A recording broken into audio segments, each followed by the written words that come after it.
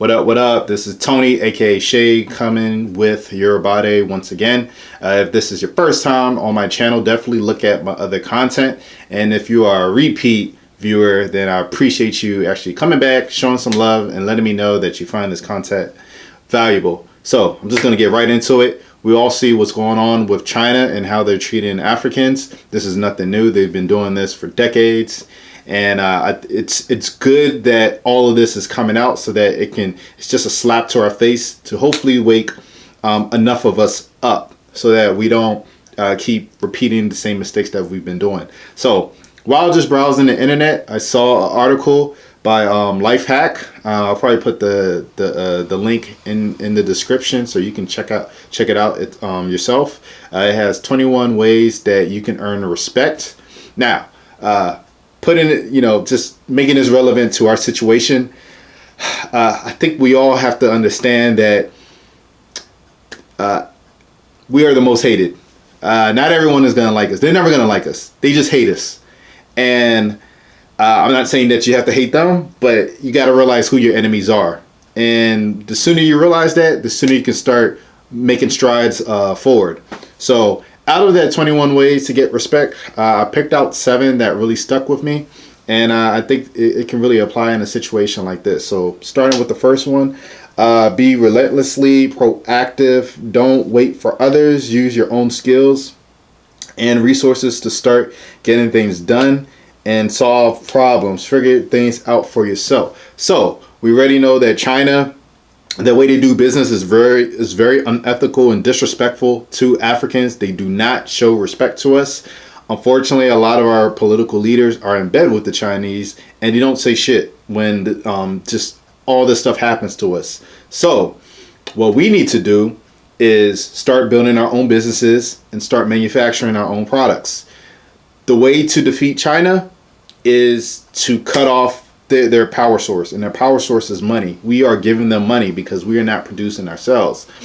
It's only so much that the government can do when the people are empowered to have their own businesses. So if you don't want China to be doing what they're doing and getting away with it, you got to know how to make it unprofitable for them to be in your country. And this starts with forming think tanks amongst your group, your people, and figuring out a way how you can strategically get these Chinese out of your country. So that's one.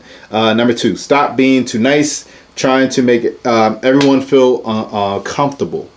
All right. So it doesn't mean be rude, but you also have to be aware of when someone is taking advantage of you. Discernment. You got to know who your enemies are. You got to understand when someone is just trying to take and not trying to give you anything. You don't want to be in a position where you're always getting the short end of the stick. So this means you got to be firm.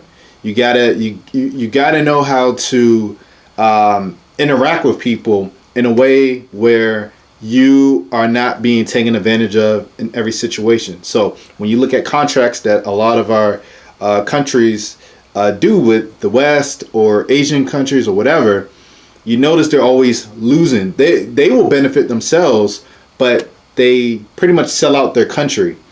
We don't want to be in a situation like that. So you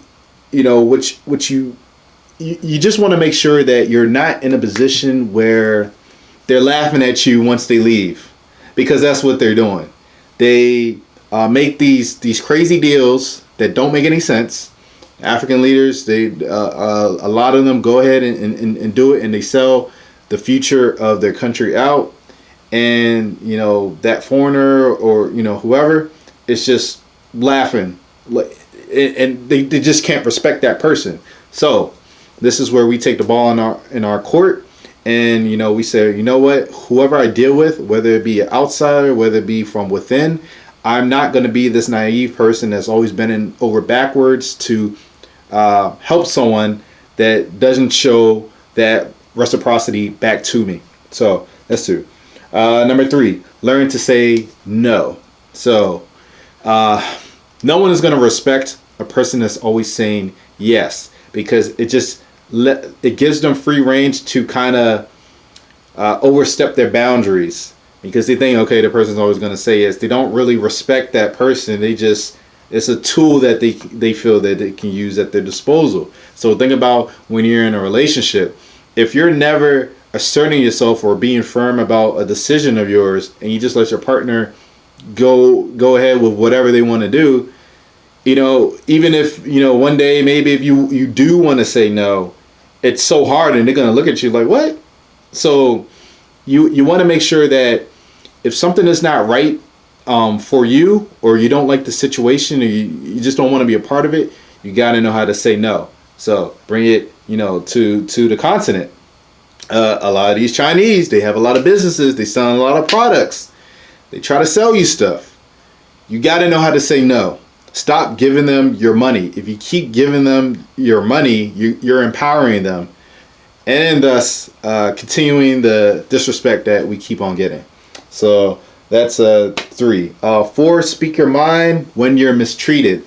So good thing, we see a lot of Africans, they see what's going on in China, they're speaking up, they're recording the video. That's good.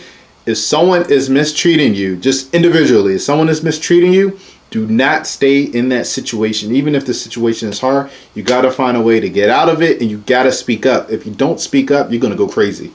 You got to say something. No one's going to respect you if you're just quiet and docile and weak. It's not going to change. A bully's going to keep beating up on you. You got to know how to defend yourself. You got to have courage. The strong survive. The weak die. So think about that. That's very important. So that's number 4. Number 5, stand up for somebody else. So just like what we're seeing now, just standing up for the Africans that are being abused in China. We all came as one, and we was like, nah, we're not having that. Like we can't let you, it's like the final straw. Like we're just not gonna let you put a black face on this whole corona pandemic. It was you all that started this shit, and now you want to go ahead and abuse Africans, and you're in our country. Now we're gonna start burning your businesses down. We're gonna start boycotting you. You touch one of ours, like I don't know if, well, maybe a couple of you saw how a few of the Chinese managers will like beat the employees. Nah, come after them with that heat. Stop letting them beat you down, and just do whatever they want with you because they think they can get away with it. If the government is not gonna help you out, then you need to do what you need to do so that it stops right there. So that's number 6. And number 7, control your emotions. We all get emotional. We are known to be a very emotional people. It brings us down in a lot of situations. We don't know how to think straight. When you're really emotional, you're not strategizing, you're not planning. There's a lot that you're not doing, you're missing out on. You got to know how to keep that in check so that you can make more strategic moves, and you can get out the situation that you're in. So in this case, yeah, we're all mad now. All right, let's take all that energy in and focus it on the boycotts and building our own businesses. So that's my 7 that I thought about. And yeah, I'll wait for the next video.